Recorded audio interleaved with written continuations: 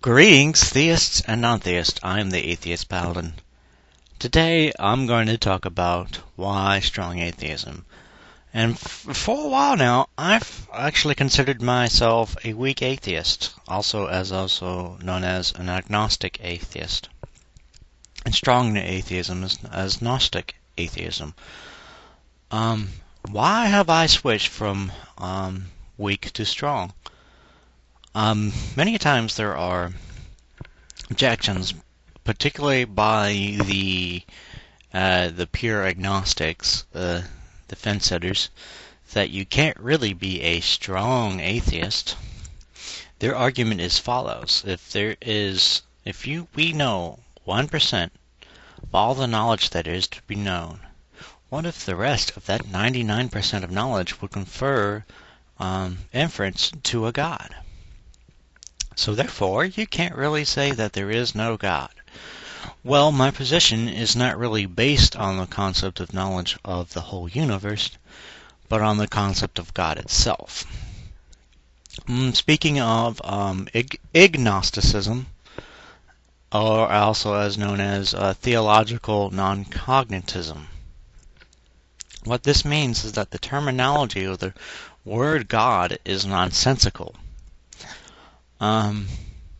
Basically, whatever you define God as, it either relies on self-contradictory concepts or negative terminology. I'm sure you all heard this before. Can God create a rock so large he cannot lift? Or can Jesus nuke a burrito so hot he cannot eat?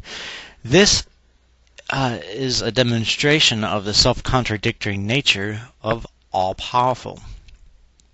So as we know, the definition of all-powerful is something that is without limits. It is limitless. You can do anything.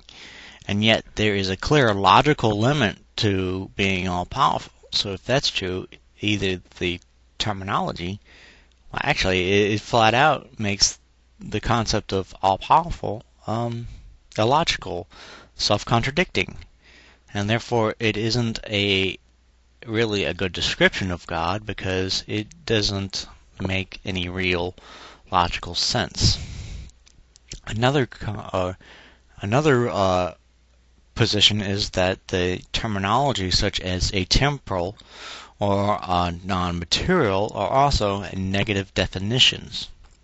When you define something through the use of negative terms, this is not that, and that is not this, you don't really get to the meat for what it really is. I can equally say that I'm not a table, a chair, a car, but it doesn't really define me as a human being. There's a nearly infinite amount of lists which you can draw up on something which any given object on what it is not. So, and then a lot of these terms that define God either say God is beyond time, he's outside of time. Well, then he is outside of logic. He's outside of anything we could know about this universe. Anything that is said to exist so far has existed within this universe. There is no way in which you can demonstrate logically anything outside the universe.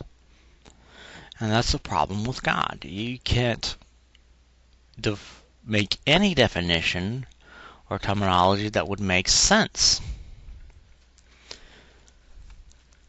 So how can you say that there is a God when the very concept is contradictory? It is vague. Now, it doesn't say that by saying there cannot be no God, because it doesn't make any sense, doesn't mean there can't be a supreme being, but these are vague in general terms. You can always be so vague that it doesn't really matter, and what oughtness would this have for us? So this is why I have become a strong atheist. Because the terminology of God it just makes no sense. So not only the theist now has to go through two steps for me. First, they have to define God without even making contradictory terms or negative definitions. And then they have to prove predictions based on that definition of God. So now they have to go through 2 hoops before they can do anything for me.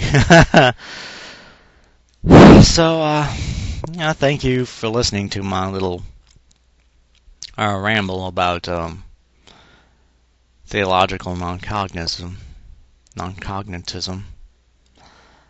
I am the Atheist Paladin. So remember, folks, rationality is the path to righteousness.